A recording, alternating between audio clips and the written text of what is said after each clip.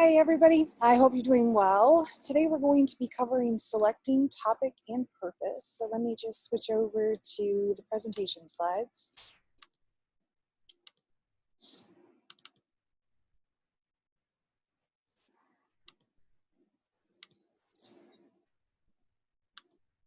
Okay, so when we talk about purpose, the general purpose of your speech is going to be the broad reaching goal of that speech. When we narrow in and talk about specific purpose, when we have a specific purpose statement, it is a single infinitive phrase that we supply that states what we as the speaker hope to accomplish in that speech. Some of the guidelines to a specific purpose statement are using a full infinitive phrase, making sure that it's a statement, not a question, avoiding figurative language, limiting it to one distinct idea, and avoiding being vague in that statement. So when we talk about a full infinitive phrase, something that would be ineffective is simply having the word avalanches. That is not a phrase. More effective would be to inform my audience about the three major kinds of avalanches. Right there, we know specifically what that purpose of the speech is going to be. In terms of the tip of being a statement and not a question, it's pretty obvious. Rather than saying, "What is Dia de los Muertos?" we would instead want to say something along the lines of, "To inform my audience about the history of Mexico's Dia de los Muertos celebration." So we see that the specific purpose, the specific topic of that speech is going to be Dia de los Muertos. Avoiding figurative language. Don't say something like, "To persuade my audience that the campus policy on student parking really stinks." What does stinks mean? We don't know, so we don't want to use that kind of language. Instead, say something like, "To persuade my audience that the campus policy on student parking should be revised to provide more spaces for students before 5 p.m. That is a much more specific and purpose-driven purpose statement. Be sure that you have one distinct idea. An ineffective purpose statement on this topic would be to persuade my audience to become literacy tutors and to donate time to Meals on Wheels. There's too much going on there. You need to narrow it down to one. So instead, try either to persuade my audience to become literacy tutors or to persuade my audience to donate time to Meals on Wheels. Avoid being vague. So an ineffective purpose statement would be to persuade my audience that something should be done about gerrymandering. Okay, what should be done? Instead, try to persuade my audience that each state should create a nonpartisan commission to establish criteria for congressional redistricting. Very specific. So when you are writing your specific purpose statement, some questions you can ask yourself is whether that specific purpose ends up meeting the assignment criteria. Also, you want to consider whether you can actually accomplish it in the time that you have allotted for your speech.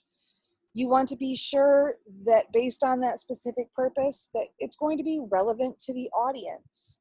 And you also want to be sure that it won't be too trivial for the audience or technical. So definitely a lot of audience attention that you want to pay as you're crafting this specific purpose statement. Now, before we get into the central idea thing, the specific purpose statement is just a way ultimately to get you brainstorming about your speech. It's going to be part of your outline, but you're not actually going to use that specific purpose statement in your speech. It's more of a brainstorming type of step. Now, the central idea is going to be part of your speech. And you can think of it a lot like a thesis statement in an essay. So you're focusing on that specific thing and you're going to actually include it in your introduction. The central idea is a one-sentence statement, and it's going to encapsulate the major idea of your speech. So some of the guidelines on the central idea is that you should express it as a full sentence, don't express it as a question, avoid figurative language, and don't be vague. So obviously those sound pretty familiar from the specific purpose guidelines. In terms of a complete sentence, don't say benefits of parkour. That's not complete. Instead, try the benefits of parkour include working on muscle groups, developing cardiovascular endurance, and boosting self-confidence. In terms of asking a question versus making a statement, don't say, what are nanorobots? Your role as a speaker is to be informing of us of something, and if you ask a question, it makes us wonder, why are we here? I thought he was going to give us information and not the opposite. So instead, try microscopic in size, nanorobots are being developed for use in medicine, weaponry, and daily life.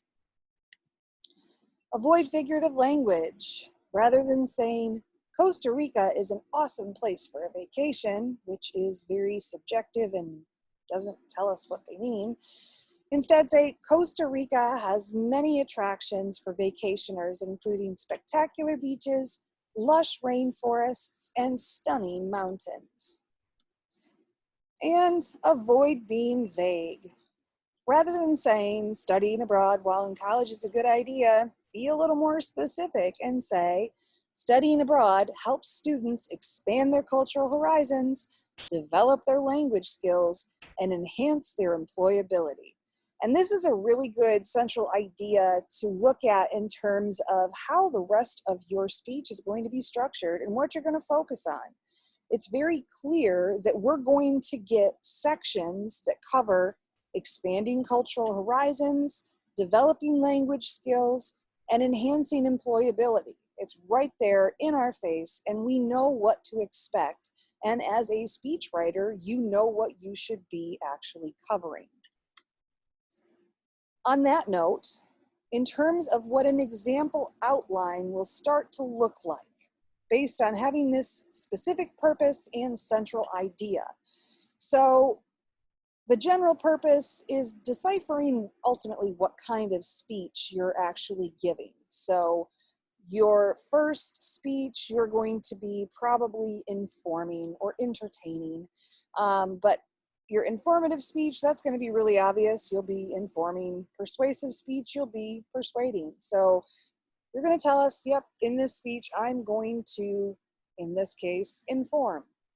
Your specific purpose statement, you're drilling down a little further to inform my audience of the 3 major races in alpine skiing. So we don't get down to the central idea level yet, but we start to dig in a little bit further on what this speech is going to encompass. Now, the central idea could be the 3 major races in alpine skiing are the downhill, slalom, and giant slalom. So in your outlines, you're going to give me this. I want to see this. I also want to see this following. You're going to have your main points. And obviously we can refer back to that central idea, but we know that it said that it's going to be covering 3 major types of downhill skiing, including alpine skiing, downhill skiing, slalom skiing, and giant slalom. And that's how the body of the speech is going to be broken up. Those are your main points. But then you're going to have to go down even further and supply supporting points, subpoints, transitions or connectives, etc., as well as a conclusion.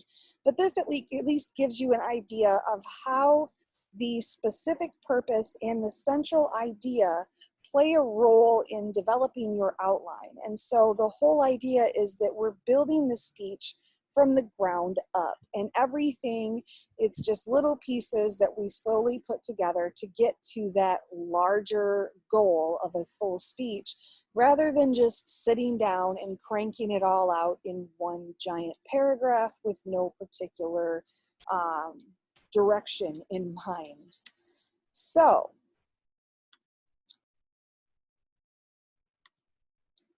that was selecting your purpose and your topic. So now you guys are ready to craft your central idea.